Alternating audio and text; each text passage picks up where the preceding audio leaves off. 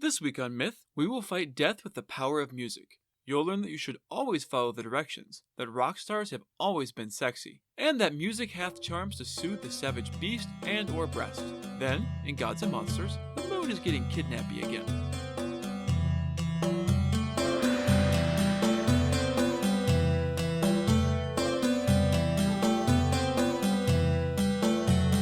This is the Myths Your Teacher Hated podcast, where I tell the stories of cultures from around the world in all of their original, bloody, uncensored glory. Modern tellings of these stories have become dry and dusty, but I'll be trying to breathe new life into them. This is episode 68, Don't Look Back. As always, this episode is not safe for work. Before we get started on today's episode, covering one of my all-time favorite stories, I wanted to acknowledge a little milestone that we've just hit. This, right here, right now, is the 100th episode of Myths Your Teacher Hated.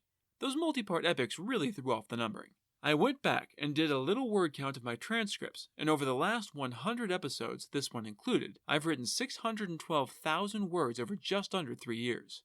Thank you all for listening to me ramble on about one of my favorite topics to annoy people I've just met. And now, on to the story. This week, we're getting into the tale of Orpheus and his beloved Eurydice. Other than Aristotle, all of the ancient writers were of the opinion that Orpheus had once been a real, living human being, most likely living and dying several generations before Homer, and most likely from the ancient city-state of Thrace, with Pindar of Thebes identifying him as the son of the Thracian king Oeagrus, and Calliope, the muse of lyrical poetry. The earliest surviving reference comes from a fragment of a 6th century BC poem by Ibycus, though he is not mentioned by either Homer or Hesiod. Different ancient writers ascribed a lot of mythical knowledge as originating from Orpheus, though several claim that he had instead introduced order and civilization to a savage and brutal people. He was widely believed to be a seer and to be practiced in the magical arts, and was often mistrusted as a trickster. His first major heroic deed was journeying with the Argonauts on their quest for the Golden Fleece. That is an epic story entirely deserving of its own episode, so I won't get into the background now, but suffice it to say that a group of legendary heroes had all gathered together to seek out a magical MacGuffin on a ship known as the Argo. Along the way, the sailors encounter the Sirens, who pop up later and more famously in the Odyssey, the tale that picks up immediately after the Iliad, which we covered back in episodes 26a through O. The sisters, different writers claim anywhere from 2 to 8, live on 3 small rocky islands known as the Serenum Scopuli, sharp rocks south of the island of Capri, usually depicted as beautiful naked women, though some statues show them having the feet, wings, and tail of a lovely bird.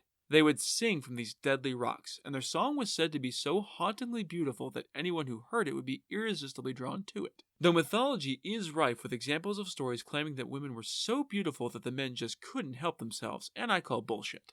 Some later writers have interpreted them as cannibals, killing and eating the doomed sailors, but Circe's description is more evocative of women surrounded by the corpses of everyone who tried to claim the siren song as their own, and dashed themselves onto the jagged rocks, sinking into the sea and drowning due entirely to their own arrogance and stupidity, or else clinging to the rocks and eventually starving to death, since the sirens had no need for food, being kept alive through their divine natures. Either way, the song of the siren was almost certainly meant to sing to the soul rather than the flesh, based off of Odysseus' response when he hears their song in his story. It is implied that the sirens know something of the mysteries of the past and the future, and these mysteries are hinted at in the siren song. Jason, who led the Argonauts, had been warned by the centaur Chiron that the journey would be impossible without Orpheus. You see, Orpheus was a musician, although that doesn't even begin to do him justice. Orpheus was said to play a golden lyre, a stringed instrument akin to a harp, given to him by Apollo himself, who also taught him to play. Some versions of the story claim that Apollo, god of music, was Orpheus' true father. All of the sources agree that only the gods ever created more beautiful music than Orpheus. When the Argo came to the island of the Sirens, rather than plugging their ears with wax, as Odysseus' crew would later do, Orpheus simply drew his lyre and outplayed the shit out of the Sirens. His music was so incredibly beautiful that men at sea would rather listen to him than a group of beautiful naked women speaking forbidden knowledge. He was said to be able to charm the beasts and even the very rocks themselves into following after him with his music.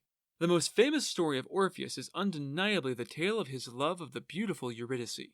The story is covered by both Virgil and Ovid, 2 Roman poetry powerhouses, and I'll be using the version from the fantastic book by Edith Hamilton, which is the version I first read and which sparked my love of mythology in the first place. Orpheus was the rock star of his day, only mixed in with the deep soulfulness of one of the great poets, his mother being the muse of epic poetry after all.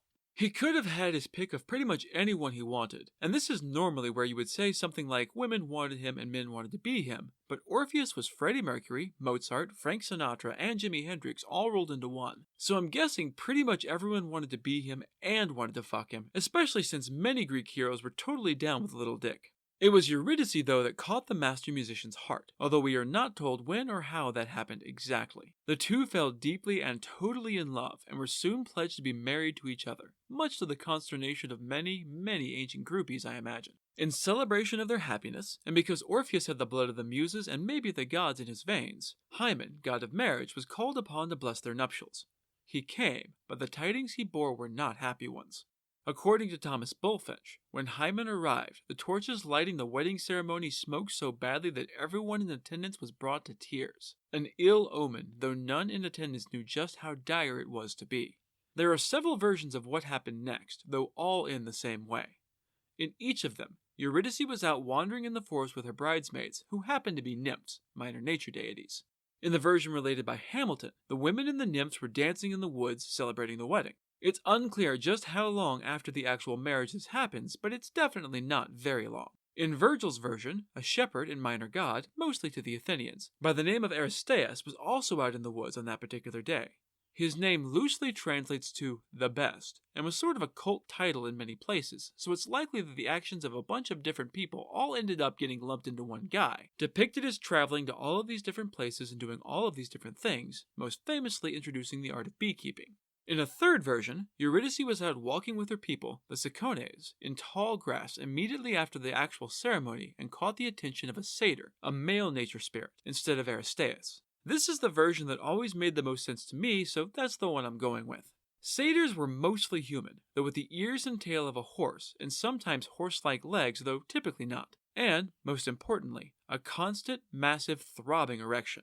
They are hideous creatures with wiry mane-like hair, bestial faces, and snub noses that are almost snouts. They were companions of Dionysus, god of wine, and were always naked, usually drunk, and definitely down to party. Satyrs were sometimes depicted in masturbation or bestiality, just to give you an idea of what's about to go down. As you can almost certainly guess, satyrs are well known for frequently attempting to seduce mortal women and nymphs alike, though just as often they decided to skip seduction and go straight to violent rape.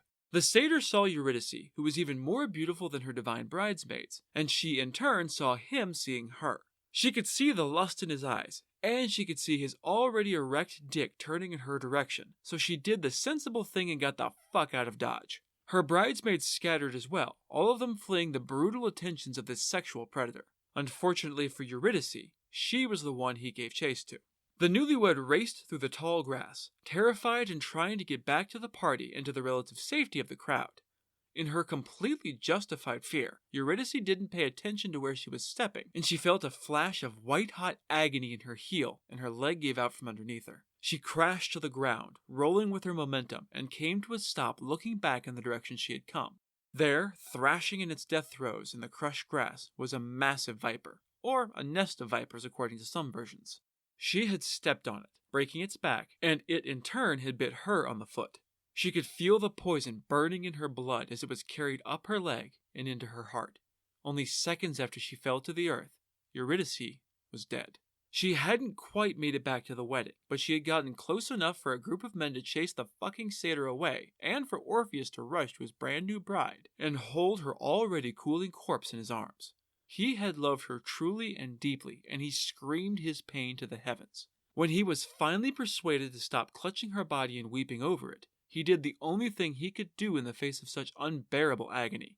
He poured it into his music. Orpheus took up his lyre and played a dirge for his beloved wife, taken in the prime of her life and far too soon, and he put every bit of talent and raw emotion he had into it. Such was the power of his gift and his grief that the entire planet heard it, and all wept with his pain. And when I say all, I don't just mean the people. I don't just mean the gods. I don't even just mean the living animals. By all, I mean motherfucking all. The rocks wept stone tears to mourn dead Eurydice, and the very mountains shook with Orpheus's rage and despair. Even after he finished his dirge, the emotion was too much. He couldn't bear such pain, and he was at a loss for how to go on with his life without her. In some versions, Apollo, who is either simply moved by Orpheus's music or may have been grieving with his son, gives Orpheus advice. In the versions from Ovid and Virgil, though, Orpheus is left alone with the absence where his wife should be, and he decides he's not going to fucking take this. Eurydice didn't deserve to die like that, and he was her husband, goddammit, so he was going to do something about this. I mean, he's probably going through the 5 stages of grief right about now, and is experiencing a nice melange of denial, anger, and bargaining, and were he almost any other man, his refusal to accept his death's wife would be completely understandable madness. Orpheus was semi-divine, though, and he had a gift for music that no one else before or since has ever matched. He had himself an idea, and it was completely batshit crazy. Orpheus was going to kick in Hades' fucking door and bring his wife back from the land of the dead. This was almost certainly a suicide mission, but fortunately, Orpheus didn't give a shit about dying. One way or another, he was going to be with Eurydice. He would save her or die trying. It's unclear exactly how he went about fighting the entrance to death, which is notoriously hard to find without, dying first. But as I mentioned before, he was a seer and a magician, so I'm guessing he made with the magic. Or maybe he asked Apollo. Either way, he found the entrance, home to a number of minor gods. Penthos, Kyrae, Nosoi, Geras, Phobos, Lemos, Aporia, Algeo, Hypnos, and Thanatos. Grief, anxiety, disease, old age, fear, hunger, need, agony, sleep, and death live on this side of the threshold, sometimes with gaudia or guilty pleasures. On the other side live Polemos, the Erinyes, and Eris, war, the Furies, and discord, along with a number of terrible monsters which vary depending on the version of the story. They made for a pretty formidable border guard to keep the living out and the dead in, but pretty much everyone had planned for a violent assault, not a lone musician. Orpheus was able to walk up to the gate and, through the sheer beauty and pathos of his playing, entrance all of the gods and monsters into stillness until he was safely past. There are 6 rivers in the land of the dead, with names that reflect the emotions associated with death. Styx, the river of hatred, which circles the underworld 7 times. Acheron, the river of pain, where souls must be ferried across by the dread ferryman Charon if they have the coin to pay his fee, described by Virgil in the Aeneid as having hollow eyes that belch fire like a furnace above a wild, unkempt beard and a filthy, greasy body wrapped in a soiled loincloth. Lethe, the river of forgetfulness, whose waters bring oblivion. Phlegethon, the river of fire, which leads into the depths of Tartarus according to Plato.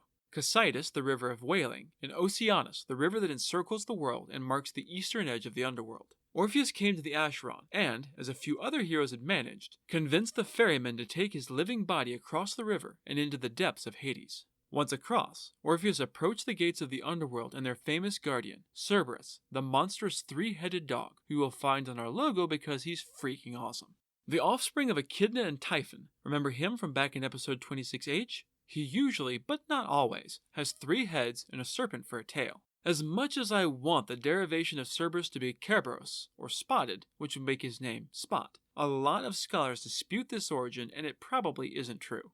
Sorry. There have been a lot of options put forth as to where the name came from, but none are definitive. Some ancient scholars, and by early I mean as early as the 6th century BC, claim that Cerberus was not a dog at all, but a large venomous snake, and was only described as the Hound of Hades because it functioned as a watchdog, killing anyone it bit immediately. Homer doesn't actually describe Cerberus during his account of the labors of Hercules, which we haven't covered yet, so it's possible. Outside of the story of Hercules, this is one of the few where Cerberus is actually mentioned. If you're a fan of Harry Potter, and only Harry Potter because Rowling is dead to me, you might remember the scene in the Sorcerer's Stone where the only thing that can allow them to bypass Fluffy, the giant 3-headed dog, is a bit of music. That is a direct result of this story because Orpheus lulls the Hound of Hades to sleep, maybe the only time in the dog's life that it slept on the job. The bitter music that issued from his lyre washed through the realm of death, and all of the famously tortured souls knew peace for a brief moment. The Wheel of Ixion, episode 26K, stopped its fiery spin. Tantalus, episode 26O, forgot his thirst. Sisyphus, episode 26G, set his burden aside and sat down. Even the Furies, episode 26K, found themselves weeping for the first and probably last time in all of eternity. No one and nothing could be unmoved by the passion and sorrow wound through the music of Orpheus. Down and down he went, following the road of death until he came to the thrones of the dread lords of the underworld. There sat Hades and Persephone, their expressions as cold and unyielding and certain as death, quite literally. Orpheus looked upon the stony faces of two incredibly powerful deities, and he began to play. The music stirred even their hard souls, and then Orpheus began to sing. Edith Hamilton's translation is powerful, so I'm going to quote it here.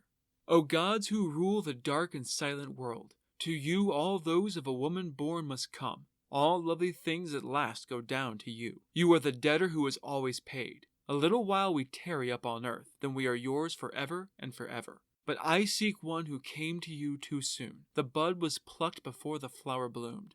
I tried to bear my loss. I could not bear it. Love was too strong a god. O king, you know, if that old tale men tell is true, how once the flowers saw the rape of Persephone. Rape here used to mean kidnapping. Then weave again for sweet Eurydice life's pattern that was taken from the loom too quickly. See, I ask a little thing, only that you will lend, not give, her to me. She will be yours when her year's span is full.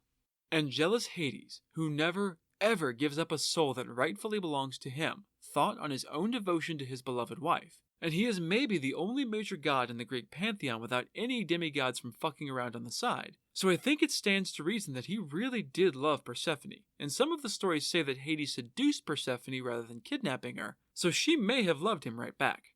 Not many remember this, but Hades has a poet's soul, as he is called upon as a judge of poetry in Aristophanes' Frogs, and Orpheus' song touched his iron heart enough for him to shed an iron tear. Hades gave a small nod of permission. Orpheus would be permitted to take his beloved bride back to the living world again. Of course, there was one condition. Hades summoned the dead woman's soul and brought her to Orpheus. This is a thing that has never been done before, and it must be done in a certain way. If you would lead this dead soul back to the mortal world, then your immortal soul must be her guide. You will lead, and she will follow in your shadow until you reach the light of the sun again. You must not look back at her until she stands in the light, or she will forever be trapped in the shadows of the underworld. Do you understand? Orpheus nodded, his throat too choked with emotion to speak. He was going to have Eurydice back again. He had done it. With a deep bow of thanks, Orpheus began to retrace his steps. Back up the dread road he went, past the tormented souls, who were once again being tormented, past Cerberus, who I presume had been given instructions to let them pass unmolested, and back to the ferry over the river Acheron. Charon carried them across the water, and Orpheus began his final ascent. Here, in the quiet place between the land of the living and the dead, Orpheus could hear the quiet sound of his footsteps echoing in the empty caves. His steps slowed slightly. He heard his steps, and nothing else. There was only one set of feet striking the stone. Now that it was quiet, he was certain. Orpheus knew the stories. Hades was an honorable god, and the river Styx, the boundary of his domain, was the thing that the gods would swear unbreakable oaths on. Hades had given him his solemn vow that Eurydice would follow behind him, and Hades was not a trickster god. Most likely, he wasn't hearing the sound of another steps because a ghost didn't walk on stone. It made perfect sense. Of course she was there. Of course she was behind him. Of course she was following him. Orpheus repeated this to himself over and over as he climbed, and the light went from pitch black to gray to dim light. Ahead, he could see the bright glow of day from the entrance. He was almost there. 100 yards. 50. 10. Orpheus stepped over the threshold. The sun-warming skin grew icy in the realm of the dead, and he couldn't wait any longer. He was out, right? He turned around to watch his beloved re-enter the world.